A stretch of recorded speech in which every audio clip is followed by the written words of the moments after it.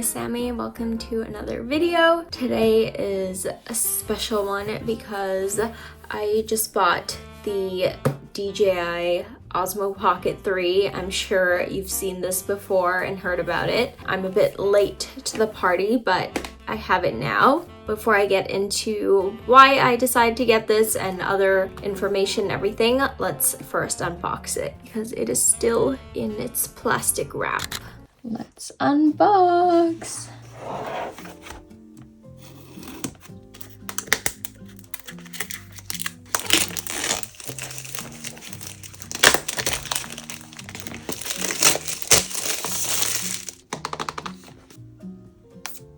Let's see what's in the creator combo. Guide, a sticker. Start with this one.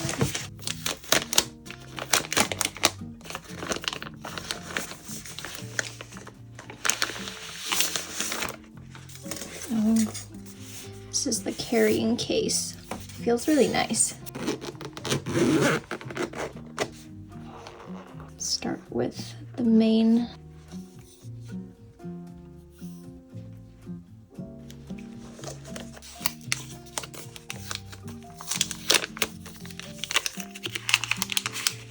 Battery handle goes on.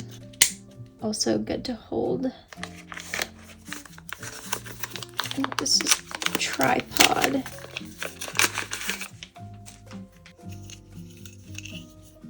The tripod must be under this, so you can't just use this. Extra long.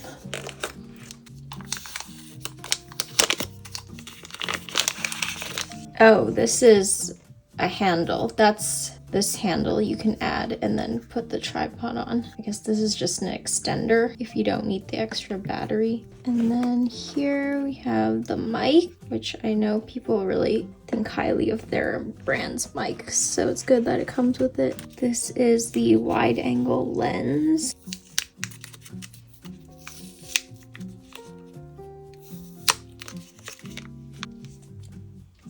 The charging cable. This is the last thing in the bag. The windscreen. The wrist strap. Oh my god, it's strong. So you can clip it for your clothes. Oh my god.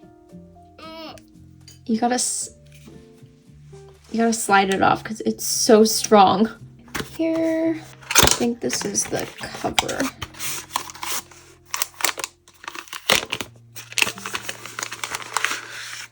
You can put the lens in here. It should just click on, I believe. It's magnetic, so it'll just stay on. Ta-da! Now let's go use it. I also bought a few accessories to go with the camera. So first thing is a micro SD card. On the official DJI website, they actually have a list of ones that they recommend. I'm sure you can use like other micro SD cards, but I just decided to go with one of the ones on their website just to be extra safe. And I picked this Lexar Professional 512 gigabyte micro SD card. And then I also got two other things I ordered, so let's open it. First thing, I got a screen protector. I think I'll put one on the actual screen that you flip, but not for the lens, because I think if you want to use the wide angle lens, I think if you have a screen protector on, then you can't use it. And I got this because after watching reviews, I saw that one of the main cons that people said for this camera is that it's a bit fragile and not so durable. I also got this magnetic mount. Let's see how it works.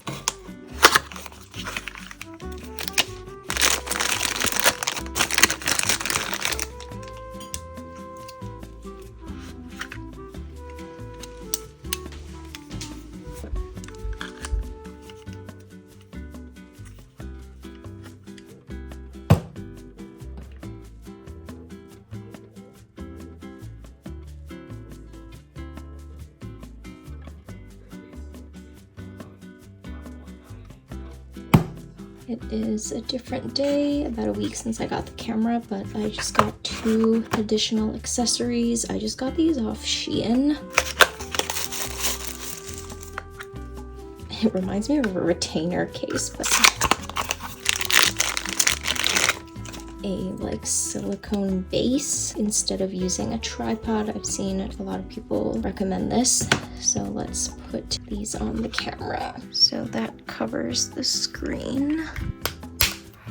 Just clicks shut. Can put this on. This might be a pretty good travel setup because it keeps the important stuff in a case, but it's pretty easy to just prop this anywhere and use. Because I have the magnetic mount, but I don't know how often I'll really be sticking it on magnetic stuff. I guess I'll find out when actually using it. This is really handy just putting on the table and whatnot.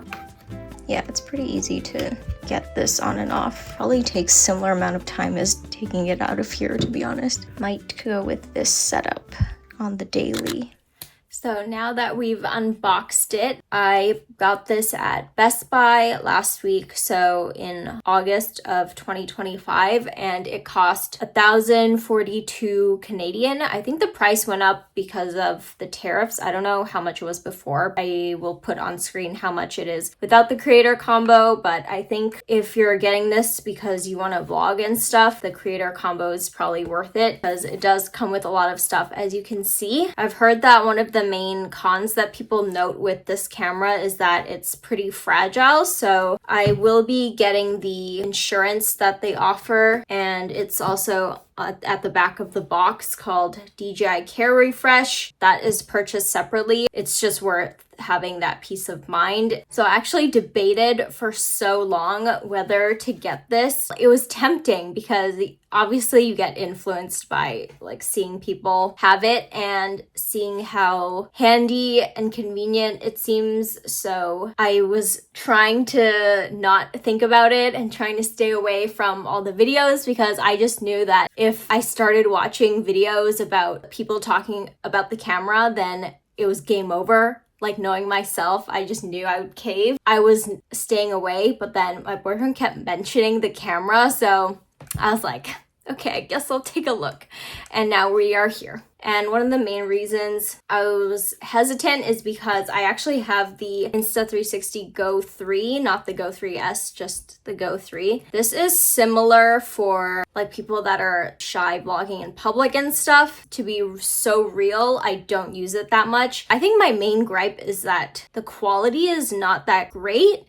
I think the Go3S is better, but I'm also not that like techie, so maybe I'm just not doing the settings right, or I don't know, but it just doesn't look that great. I do think it has some good uses. For example, I think if you are more creative, which frankly I don't think I'm that creative, you can definitely do a lot of cool things with this camera, especially it's like waterproof and stuff like that, but I just haven't really played around with it that much, so partially it's my fault. But yeah, that's why I was hesitant, because I already have this, but now we have both. I'm definitely a shy vlogger, big introvert, self-conscious in public, so I don't think anything will really get rid of that besides practice and just doing it. I'm still gonna feel self-conscious probably holding this camera or my phone, but these are definitely options that are good if you are on the shyer side like me. Since I haven't started actually using this yet, let's do a mini vlog, and then I will come back at the end to give my initial impressions of its actual use, how easy it is to use, because one of my main gripes with this one also is that it just takes a little too long to turn on and start recording, because I have the iPhone Pro 15. It has the action button and I have it set to video recording, so I just long press it and then press play and it starts recording really quickly. Whereas the time it takes to boot up, you can also just long press the button here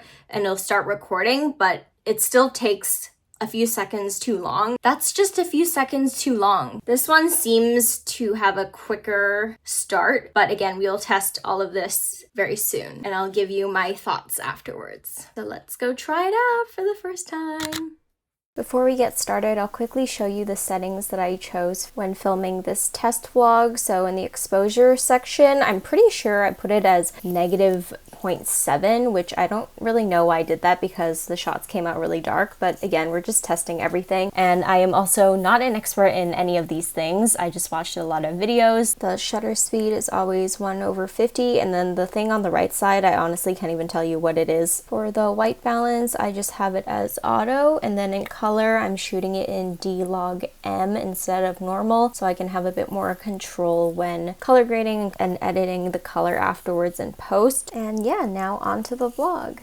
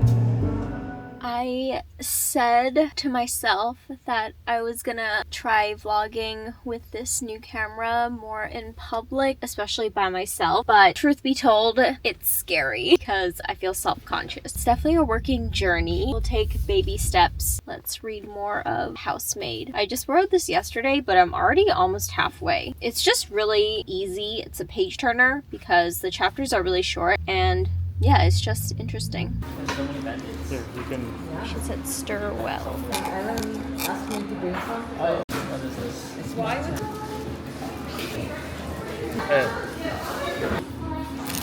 Well, has anyone embarrassed themselves? Something happened at your camp. Dude, our boat cruise got canceled. Yeah, That's I why. remember.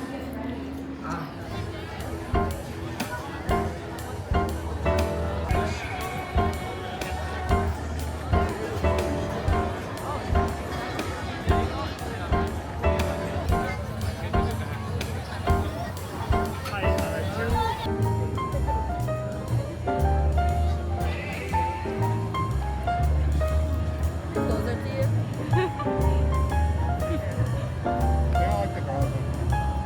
You like what?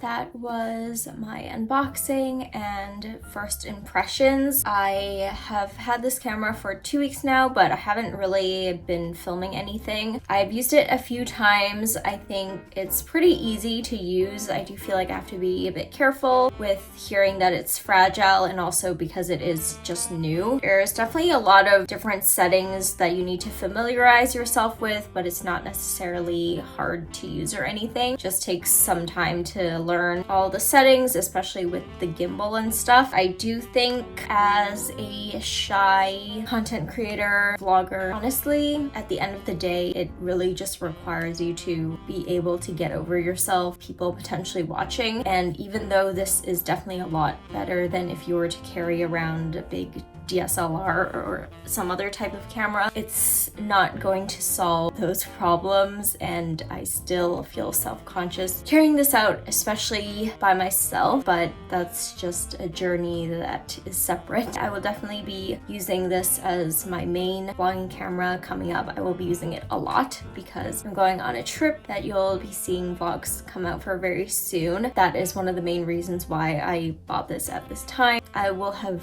used it a lot by the time I'm done that trip, so I will update in a future vlog what I think about this camera. If you found this video useful at all, or you're excited to see some of the travel content to come, please subscribe. Thank you so much for watching, and I'll see you in the next video.